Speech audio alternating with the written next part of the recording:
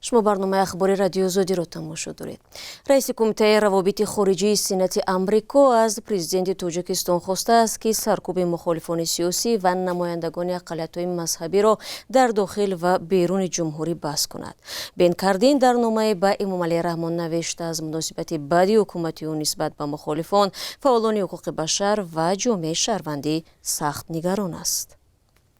همکارم میرزا نبی خالقزاد جزئیات نامه را دارد و در استودیو با ماست. درود بر شما. اول میگفتید که نامه را کی فرستادند و به امام علی رحمان چی گفتند؟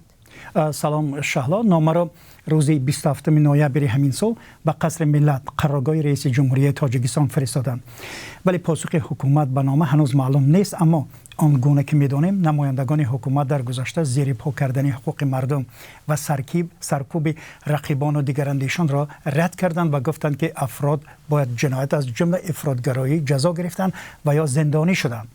بن کاردین گفته است در حالی که تاجیکستان می‌خواهد از همکاری‌های بیشتری بین المللی و تجارت و سرمایه‌گذاری‌های خارجی بهره گیرد، حکومتش باید بر طبق وعده‌های خود از جمله بر اساس اعلامیه بین المللی حقوق بشر عمل کند.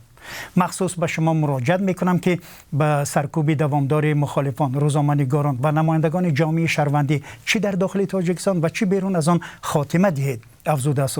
و در ادامه نگاشته است که درباره حبس خودسرانه، شکنجه، حمله و حتی کشتار روزنامه‌نگاران و مخالفان سیاسی، پیشوایان دینی و جامعه مدنی پیوسته گزارش میرسد.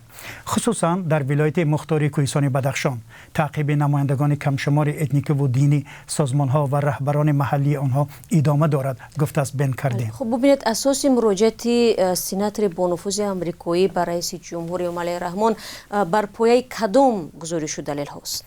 ببینید، گزارش ها درباره مراعات نشدن حقوق انسان در تاجیکستان که هر سال زیاد میرسد، مثلا بنا به گزارش وزارت امور خارجه آمریکا درباره حقوق بشر، حکومت تاجیکستان در سال گذشته با تهدید و سوء استفاده از رسمیات دادگاهی شخصان بیرون از وطن، رقیبان سیاسی، فعالان جامعه شهروندی و حامیان حقوق بشر و روزنامه‌نگاران را هدف قرار داده است.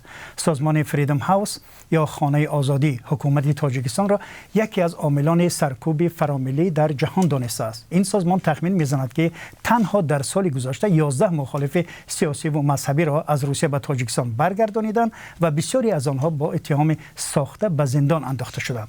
اکثر این موردها پس از حادثه‌های خونین ماه می در ولایت مختار کوهستان بدخشان ثبت شده است.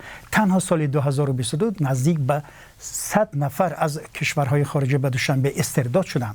سالهای آخر بعضی از مخالفان سیاسی را در تاجیکستان با بندهای وابسته به تروریسم و افراطگرایی محاکمه و زندانی می‌کنند. و بن کاردین گفته است ایالات متحده می‌خواهد همکاری‌های خود را با تاجیکستان تحکیم بخشد و افزوده است که رعایت حقوق انسان و ولایت قانون به فایده تاجیکستان خواهد بود. تشکر برای صحبت. همکارم میرزا نبی خالقزاد درباره نامه یک سناتور با نفوذ آمریکایی به امام علی رحمان رئیس جمهوری تاجیکستان به ما و شما گفت.